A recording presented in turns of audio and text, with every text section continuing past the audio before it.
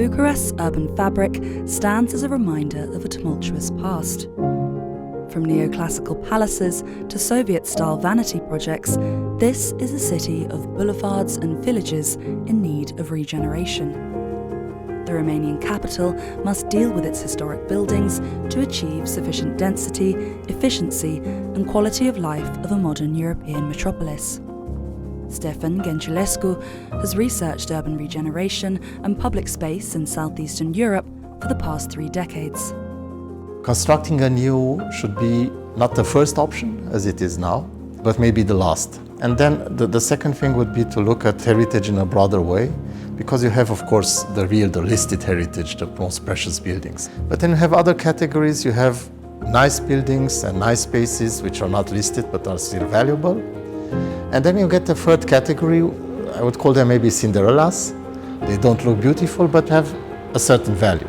And it's maybe just a use value, but which you have to keep in mind and to see if you cannot do something of it. Across Bucharest, city makers are renewing value across a multitude of sites, from parks to reservoirs, as well as disused infrastructure. For instance, Grivița 53 Theatre in District 1 of Bucharest city centre opened to the public in 2025 after 9 years of negotiations with previous owners and local authorities. Located on a narrow plot, architect Cotrin conceived a bold extension of the historic house to accommodate 2 performance stages and all amenities of a modern theatre. We gave back to the city a building that was transformed from a private house into a public building. And I'm happy that our example starts to be followed by people also from the neighborhood. Alongside other private initiatives by entrepreneurial neighbours, the City Council has started investing into the area and hopes to develop Calea Grivița in District 1 into a cultural artery of Bucharest. Bottom-up initiatives like Grivița 53 Theatre show the power of building for people rather than profit. Este un proiect despre a fi împreună, despre a construi o comunitate, nu a construi doar ziduri, doar o clădire, doar un spațiu fizic. Și a construi o comunitate înseamnă de fapt a construi un spirit, a construi o atitudine ce este vital, atât pentru societatea noastră, atât pentru București, atât pentru România, cât și pentru cei pentru care putem să devenim o inspirație. While breathing a new life into abandoned buildings can reinforce the character of a neighbourhood and achieve gentle densification, Bucharest offers a few lessons in reusing land to inject greenery too.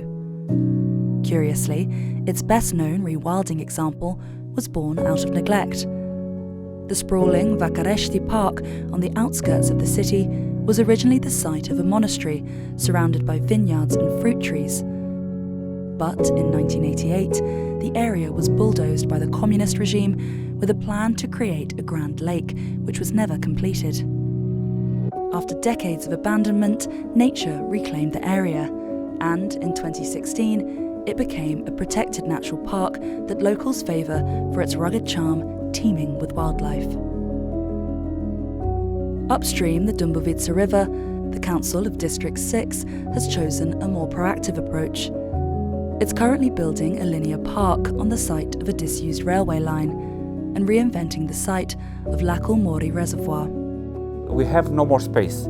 Bucharest and District 6 especially is a very high density area to live in. So when we discover that we have these 2 big places that we can use to add more green to the city, to add more oxygen, to add more shadow, was a no contest approach for us to start invest our time, our energy and the money of the local council and EU funding to develop these 2 big green areas. To find the best solution for Lacul Morii, District 6 opted for an international competition, the first of its kind in Bucharest. Architectural studio Metapolis is now in charge of transforming 21 hectares surrounding the reservoir and its iconic island. It will now offer a more functional and welcoming space for residents, while continuing to protect the city from flooding. I really know the place from my childhood because I was raised there, and it was so like a dangerous place. Lacul Morii, it's a place in Giulești area where are some people with social problems. So this kind of project that bring a quality place to spend time close to the nature, I really think that will make a change to their lives. The area remains a key part of strategic infrastructure, and as such, its concrete banks need to withstand extreme pressure.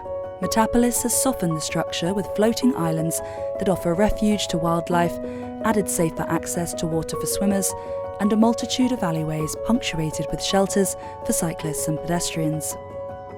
Rather than erasing the heavily infrastructural history of the site, we decided to build upon it and give back the significant relationship between the people, the city, and the water that was long lost.